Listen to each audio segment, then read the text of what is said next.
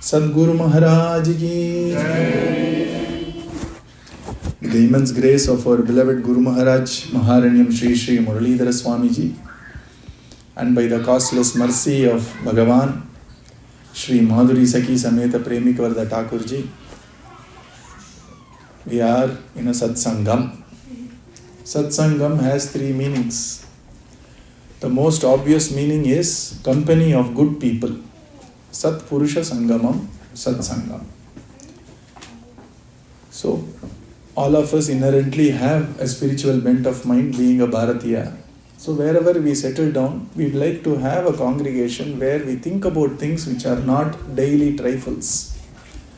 We think about why we are in the first place, remind ourselves what is the purpose of life, try to understand the difference between necessities of life and purpose of life. Just fulfilling the necessities of life itself cannot become the purpose of life. Fulfilling a necessity becomes the means to something higher, which other life forms cannot even aspire for, which maybe is the purpose of human existence in the grandest way. And to actually strengthen our mind to make sure we make the right choices in life when we are in crossroads, and to have the strength to stick by the choices, and to have the maturity that I made the choice, and finally to have the resilience to actually accept the consequence of the choice which I made. You see, 4 steps are there, na? All the 4 steps are bundled into a wonderful term in Sanatana Dharma called Vivekam. The word Vivekam comes from Vivechanam, which means to discern, to understand what is good versus what is not bad, but pleasing. You see, some things are very pleasing, but it may not be good for us on the long term. It may be a distraction. Some things may not be very pleasing, but they are required to be done, needed to be done for our long-term well-being. And in Upanishads, they give 2 terms for it. One is called prayas, another one is called shreyas. Prayas means that which is pleasing and gives us a fleeting joy for a few seconds. And the consequence of it may not be very sweet on the long run. It may be either frittering away our time, or frittering away our energy, or frittering away our attention when it was better spent in something which helps us in the long-term growth of me as an individual. Shreyas means having a clear mind to clearly understand what needs to be done for my long-term well-being.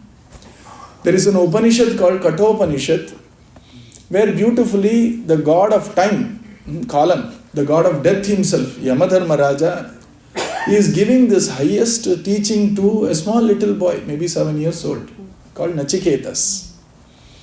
There he is telling, at any point of time, we always have these choices when it is all very important choices to be made. Are we making a choice which is temporarily pleasing to me, or are we making a choice which is going to add to my long-term well-being journey? And to find the difference between these two, we need what is called as discernment, to clearly identify and discern what is pleasing versus what is required for me to do, you see. And that is what is called Vivechana. And after I know this is the right thing to do, getting the strength to follow through with the execution of my decision. And after I understand that it is a choice I made, the consequence of the choice need to be borne by me, come what may. That's what makes me a responsible person.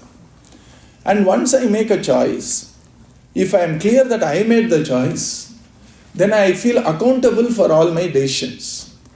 The moment I feel accountable for the decisions I make, the consequence of the decision I take responsibility of, you see. Accountability comes in awareness that any choices is made by me. Maybe the circumstances were tight, you see.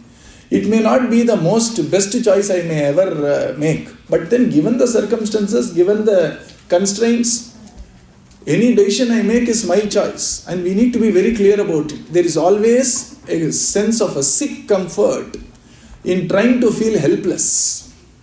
Otherwise, why should people start feeding their helplessness? There is some comfort in helplessness. There is some comfort in constantly thinking that I am a victim. And that is not going to give us the strength of the mind. And so our Shastras say, Atma na balahinena labhyaha. For a person who does not have a mental strength, Atma is very far for that person. Mental strength is what is spirituality all about. How do we have the mental strength to take accountability in the choices I made? The moment I am not aware that I made the choice, I tend to do what is called as blaming. Either we blame others or we tend to blame ourselves. You see, both are injurious. Blaming others is injurious to relationships. Blaming my own self is injurious to my own psyche. And so here our Shastras say, look here, given any circumstances, we have the power and we actually make the choice. Even when I say I have no choice. For example, somebody says, this is the only job I got, I have no choice. No, you still have a choice, no? You can still say no to the job, no? But then you take the job. Because given the circumstances, I need the salary or I need the wages to support my family. Of course, I would have wished a wonderful job of Fortune 5 company or whatever. But given the circumstances, I always make a choice. Everybody makes a choice. But then we tend to tell ourselves in the head that I am forced to do this. I have no choice. So on and so forth. And that's a very damaging thing to tell ourselves, you see. Because that is the easiest way for us to escape accountability of the choices we make in our life. And of course, we can look out for better choices in future. We can always be alert for any other opportunities, etc. Nobody is denying that. But given the circumstances, a true person who has a strong mind clearly understands, I made this choice. And generally, when the consequences are not the way I want it to be, the same strong person realizes that choice at that time was right, but given the 5-year experiences I gain along my life, next time I make a choice, it won't be that choice. You see what I'm saying? And so, regretting is perfectly fine, but ruminating is not. There is a small difference. Regretting means I should have made a better choice for a few seconds and get on with it and understand what I have learned and get on with it. And next time, this is what I'm going to consider before making a choice. Is a sign of a healthy mind. But once I make a choice and there is a consequence to the choice, then to own the consequence makes me responsible. Which means I'm very clear in my head, this is a choice I made. And this is the consequence of the choice. Now what else do I need to do to take my life forward to make it better? Is the way a person with a sound mind will think, all this which I told you is included in this word called Vivekam. You see?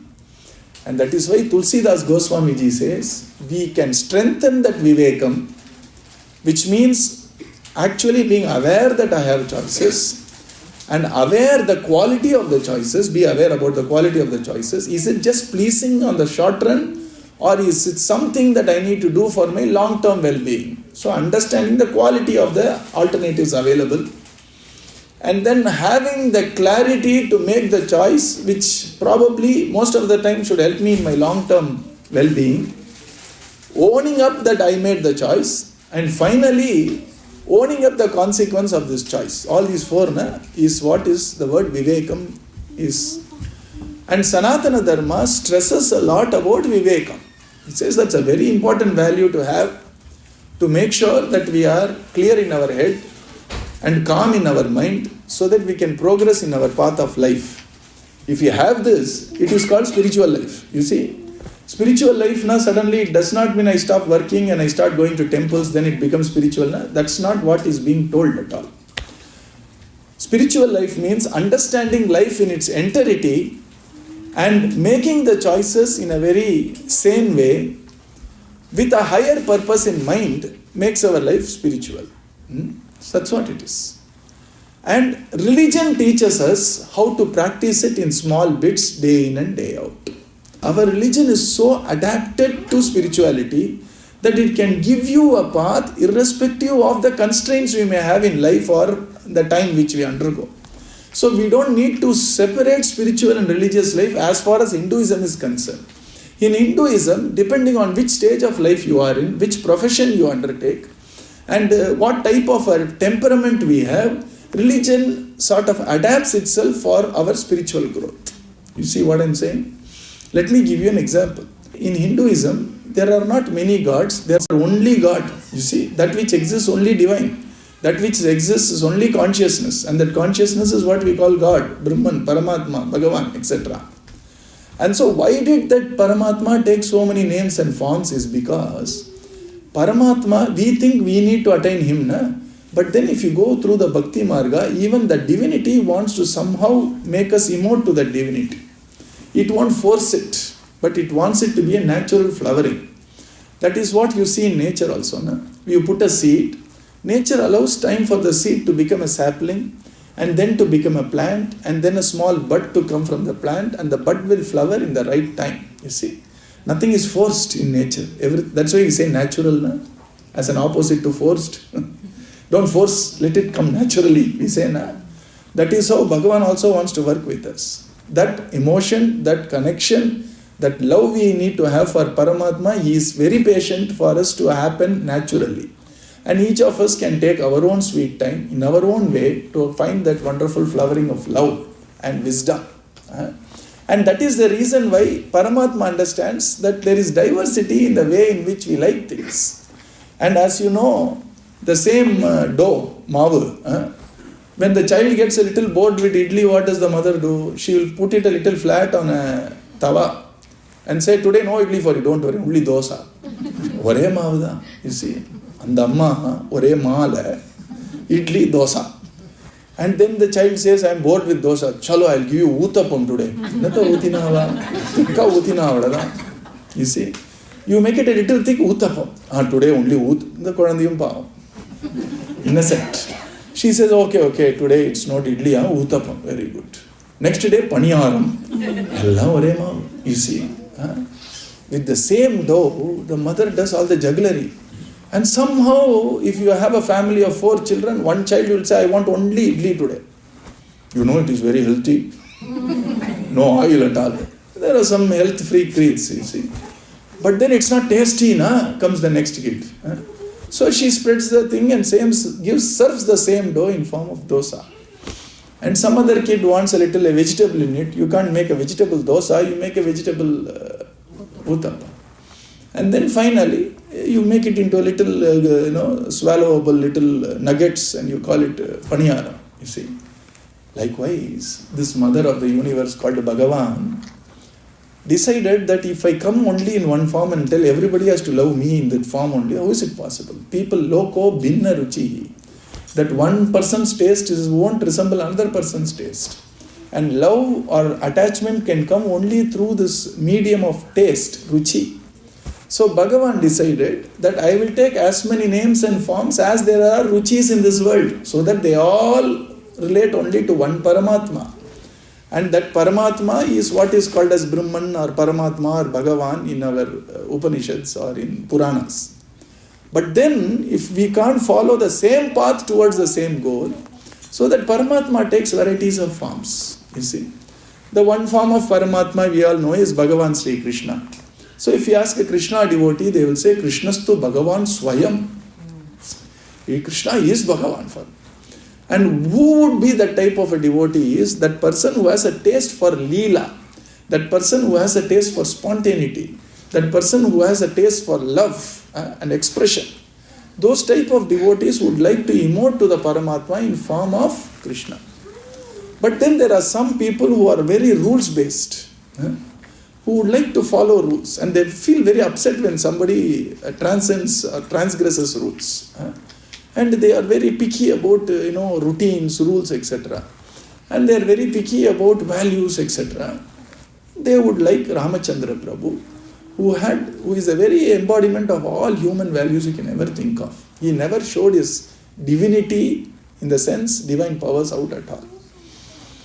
For some who like to serve people, they would all be, and strength. For service you need strength, for service you need humility. All that is embodied by Hanumanji. So there are some people who are all Hanuman Bhaktas, you see. Some people would like to see Bhagavan as a mother. All said and done, real selfless love comes from a mother, na? And father also. Don't worry. So they want to see Bhagavan as mother. And they would look upon Devi and they want to worship Devi as Paramatma. You see. And there are some who want to celebrate Bhagavan as a child. They want to cuddle. They want to konjanam solonli. And those people would like to see Paramatma in form of the child of our Parvati and Parameshwara, which is Pillaya. Pillai nale child in artham. It is actually our Vinayaka Swami is a child Swami. Our Kanchi Mahaperiva once recounts a lovely experience he had. It seems once when he was in a camp, somebody broke a coconut. Then all the little children of the villages came. The Suratangan started picking all the coconut. And the manager said, hey, wait. You know what the child told when Periva was there? This Swami is a child Swami. So anything you offer to this Swami belongs to us children first. Immediately Periva became, horripilated. And he said, this is exactly right. What they said is not wrong. You want a lovely, beautiful boy, there you have Muruga Bhaktas there.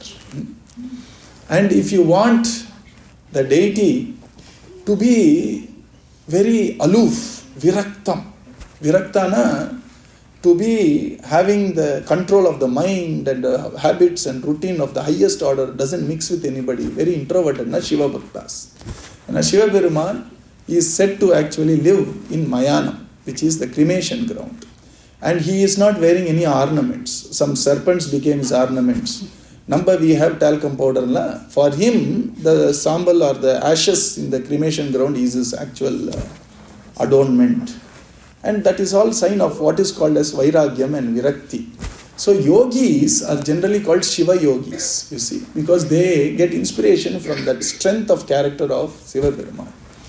And that's why our Manu says, if you want jnana, it is Shiva Peruman's department. Moksha ichet Janardhanat. That moksha is given by Janardhana, jnana is bestowed by Shiva Peruman, Manu Shastra.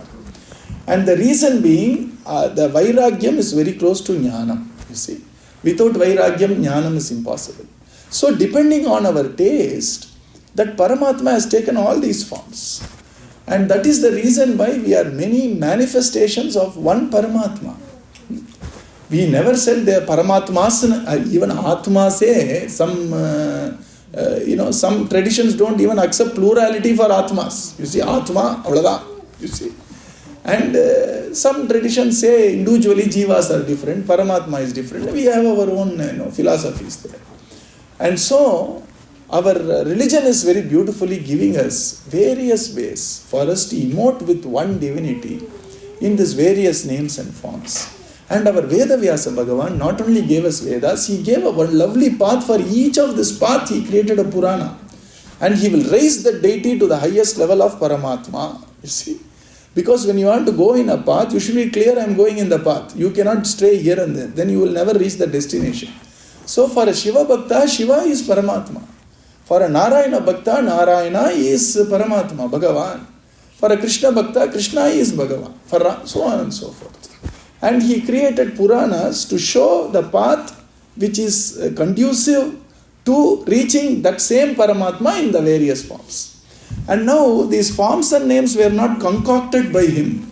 The forms and names that consciousness itself took, which is what we need to understand. Otherwise we think it's all imagination or it is all hypothetical paths. We have taken a name and form. Likewise we are also conscious, right?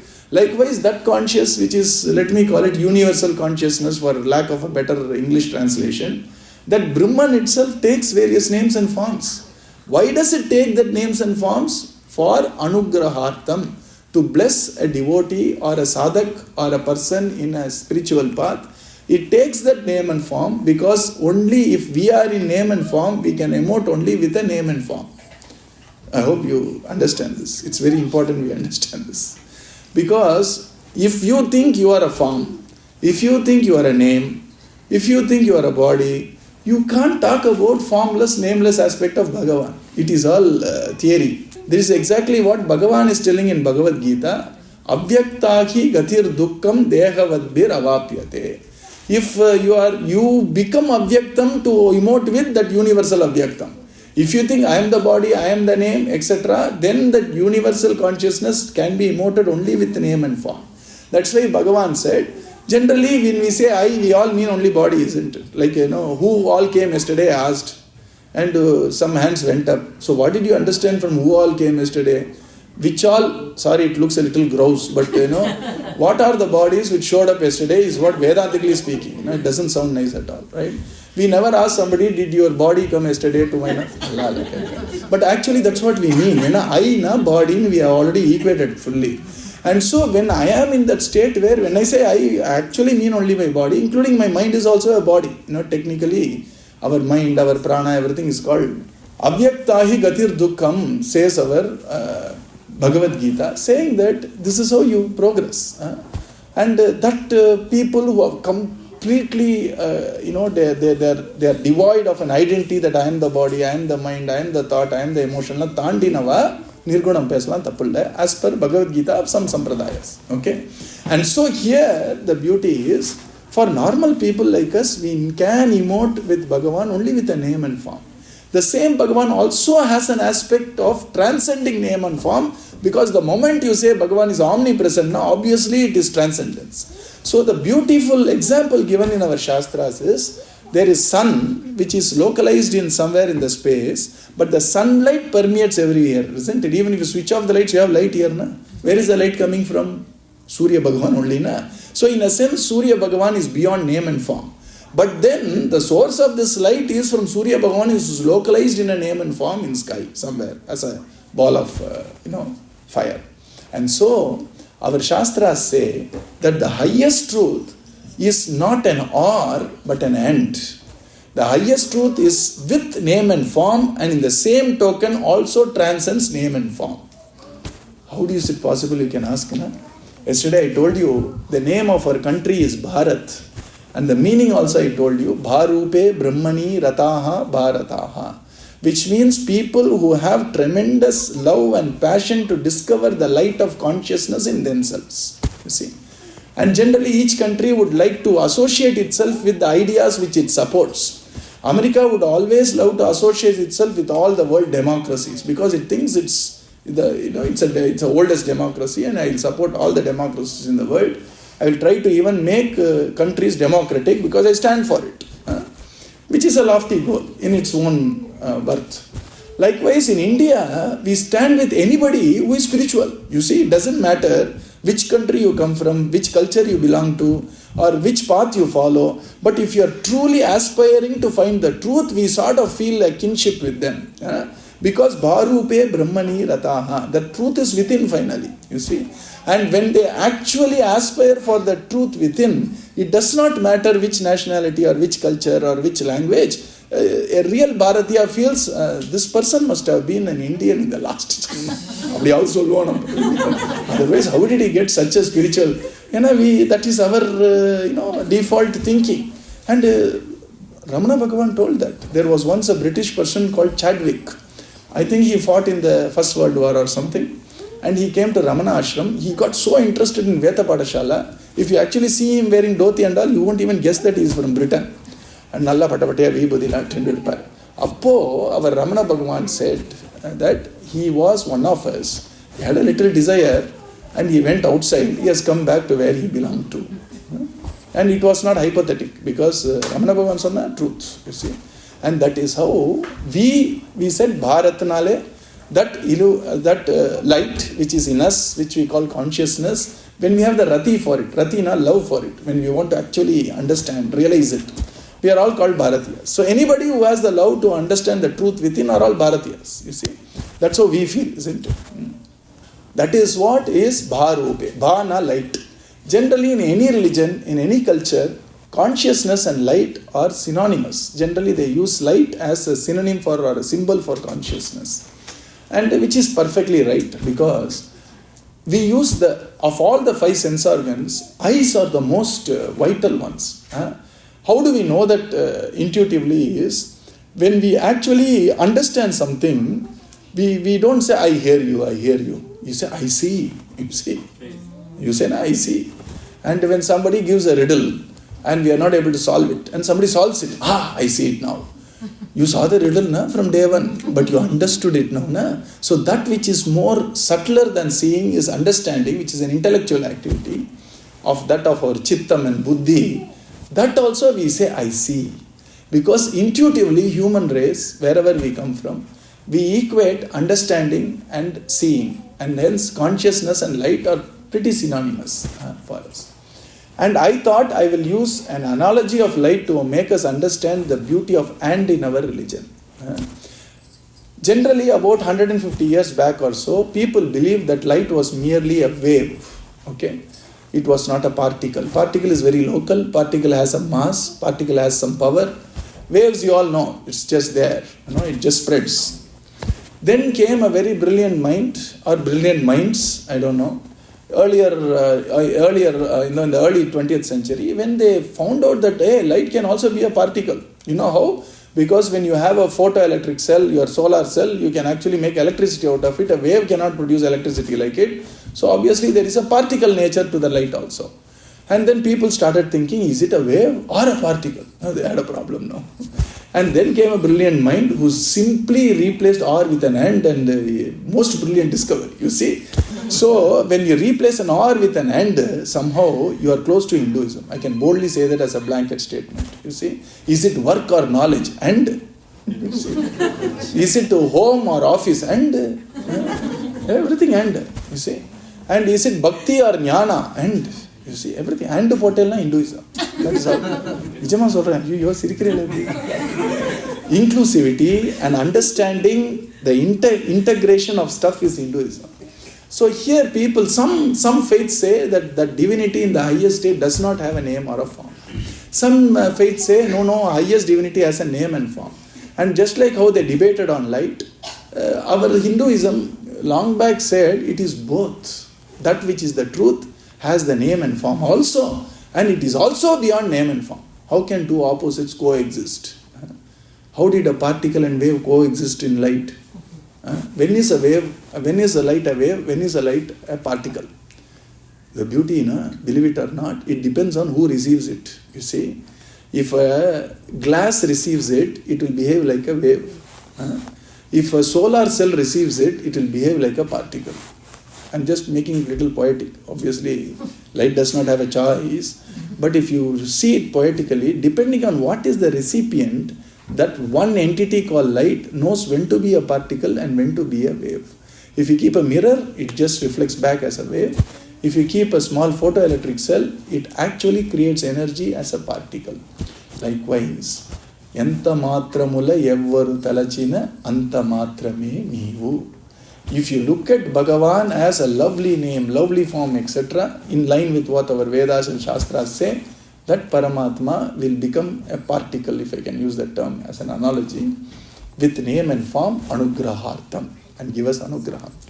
If you look at Bhagavan and say you are all prevalent, you are Paramatma, you are everywhere, you are Brahmam, it will silently be everywhere. It won't emote with you.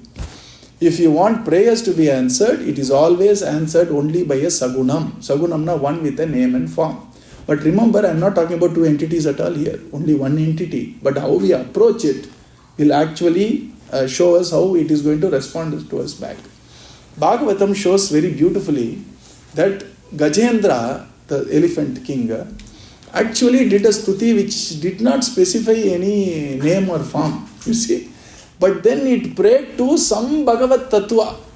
So that Bhagavat Tattva had to take a name and form and comes in Garuda Alvar to bless our Gajendra Alvar and bring it out of difficulty. Bhagavatam is telling this to show us that when you pray, the prayers are answered when Bhagavan becomes a Saguna and emotes with us. That's why we have temples. It's not that we didn't know that Bhagavan is all pervading. Of course we know. The first archana they do in the temple is Vishwasmai Namaha. Nanartha, you are everything, you see. We know everything. We know that the person standing out here in the photo or in that Garbhagraha, he is everything. He is all pervading. But then how can I emote with somebody or something which is all pervading? I need to localize my love, I need to localize my faith somewhere, and Bhagavan takes that little form when you want to localize it there. And that is the beauty of our matam, where Bhagavan is certainly beyond name and form, no doubt at all. He cannot be contained in a name and form. But in the same token, to bless the devotees, he also takes a name and a form and a leela. He comes down. All that also happens. So don't be caught in the or thinking. Be clear about the and thinking. Of all the gates we have in digital electronics, the best gate is an and gate. And you add an n there, Nanda gate. And that is what is our Bhagavan. You see, he is Sagunam, Nirgunam, two sides of the same coin. This is what Tyagaraja Swami very beautifully sings, asking Ramachandra Prabhu, Dvaitamu Sukama, Advaitamu Sukama. And tell me properly. Nijamuka Paluku. Don't tell me, playfully. In the quandary we have now, this question is answered by all Mahatmas. Our Swamiji also said, Dvaita Dhyanam Sukama, Saguna Dhyanam Sukama, Nirguna Dhyanam Sukama.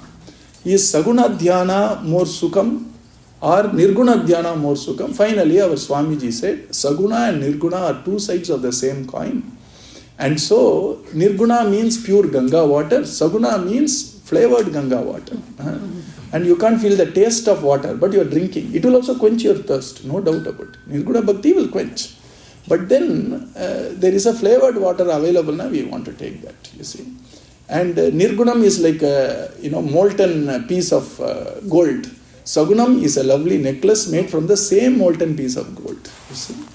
And that is what is the difference. And Saguna Bhakti is far easier. It can be done far more effectively because we need to transcend name and form to get there.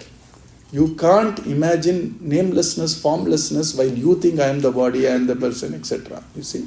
And hence there are some great jnanis, 1 in a million, who can transcend that, and they will talk about Nirguna Bhakti or Nirguna Upasana. Those are all exceptions. And they very clearly tell you, if they are genuine jnanis, they will tell you it's not for everybody. The mind has to be completely under control to start this.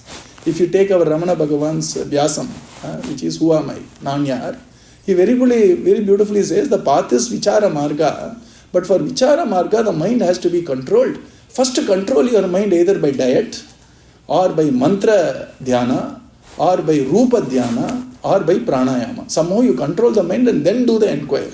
When he says control the mind, it is not 5 minutes, 10 minutes. It's decades of practice. When the mind becomes steady, then you can find the origin of where the thought comes from. He is showing.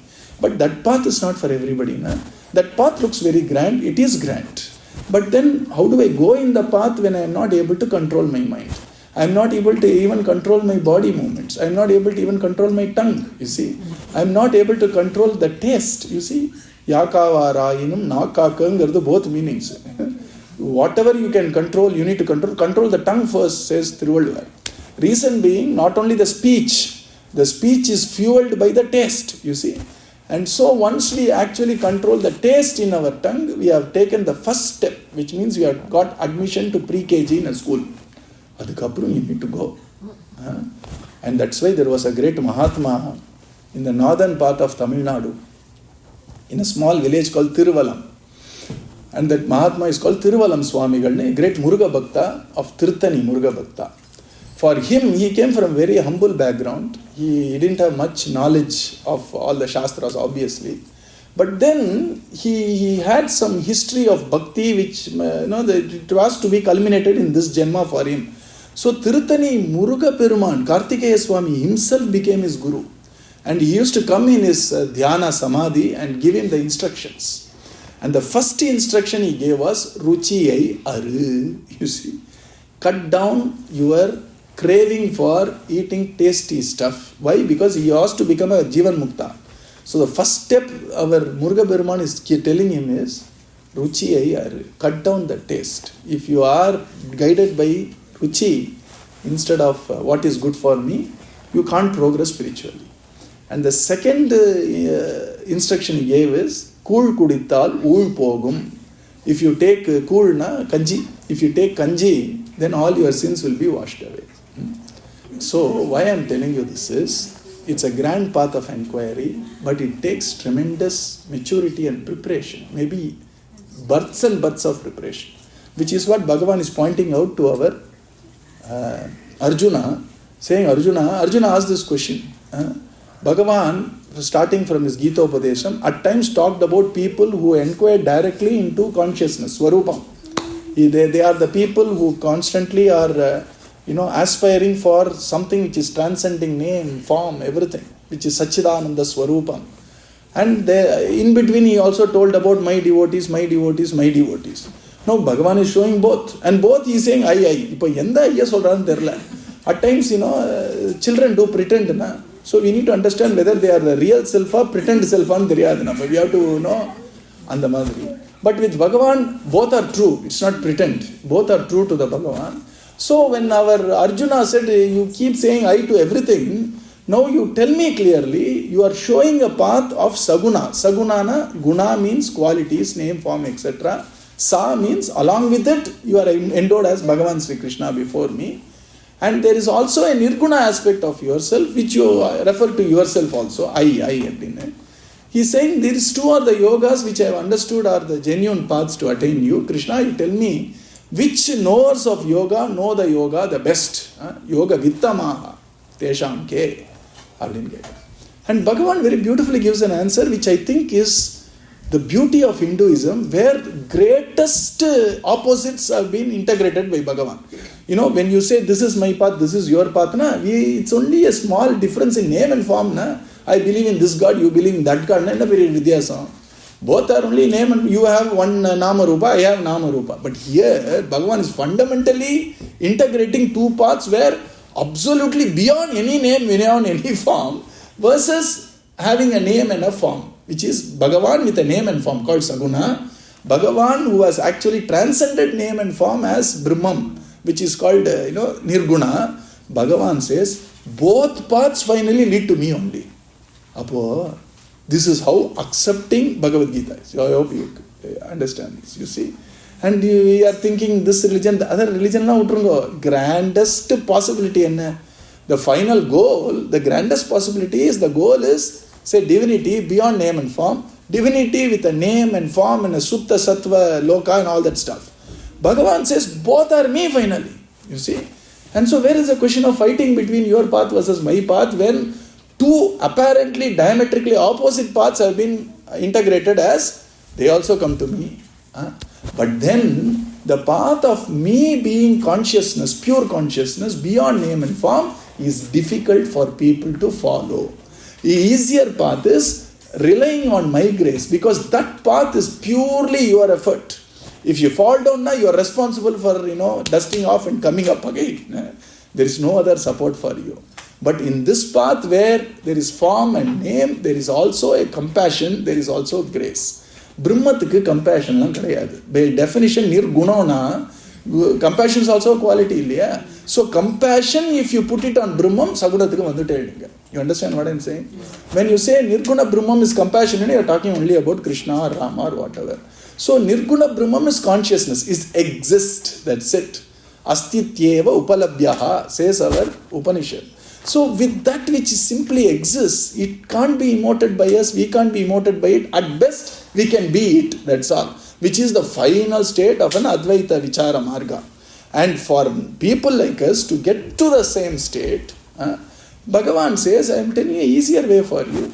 I have taken a name, I have taken a form, I have come down as one of you, I have been a part of your humankind's history, and I am telling you that if you somehow relate to me and trust my kripa, trust my compassion, I will do the job for you. Tesham aham samuddarta mrityu samsara sagarat bhavami nachirat partha mayi aveshita chetasam. So Bhagavan is saying, if you follow the Nirguna Marga, of course you will reach me. And you think Nirguna is something else? I am the Nirguna also. But then the path is very arduous. If you fall down, there is no support. Our Sant Jnaneshwar Maharaj from Maratha, he has written a lovely commentary to Bhagavad Gita called Jnaneshwari, and he is saying, do you know how Nirguna Vichara is? It is like wrestling with air to win over air. Idhil enna alagana example.